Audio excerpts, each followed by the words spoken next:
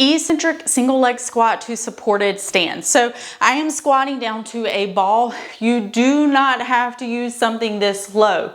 You can squat down to a bench, you can squat down to a high box, or you could squat down to the ground if that felt like what you wanted to do. You just need to meet yourself where you're at today. We are doing this unsupported. If you feel like you need a little more support, then you can use a suspended trainer, you can use a TRX, and you would hold onto that in your hands right here.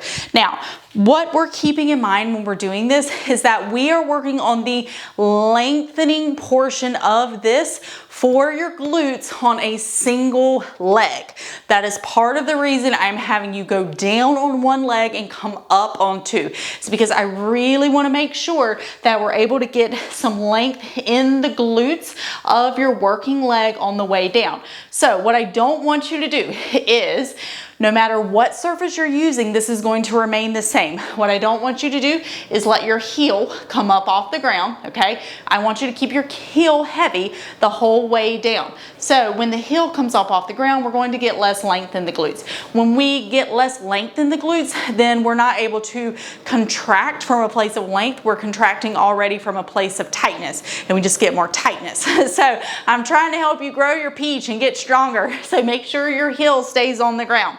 All right, now the next thing that we want to think about is not just dropping down, okay? I want you to control the range, control the depth. If you find that you're using a depth such that you get to a really good spot and then you just kind of have to like fall down to the bottom, then use something higher. I literally want you to be able to control the speed at which you go down at. I do not mean that I'm gonna ask you to stop and hover an inch above whatever surface you're using, but I want the descent to be even the whole way down. Now, the final thing to think about here is that I don't want you kind of tipping into this anterior tilt on the way down, trying to do this right here, especially if you're using a bit of a higher surface. I feel like that tends to happen. If you've got a higher box or a higher bench, a lot of times people will go down and they're doing this right here, trying to get down to the box.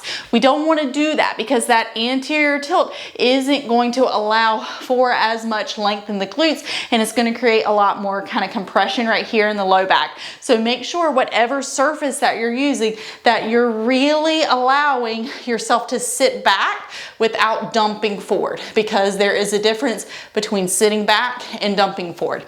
All right, that is your single leg eccentric squat to supported stand. And just to be super clear, when I stood up, I used two legs and evenly weight both of those legs to stand up. So it's really only hard on the way down. All right, you got it.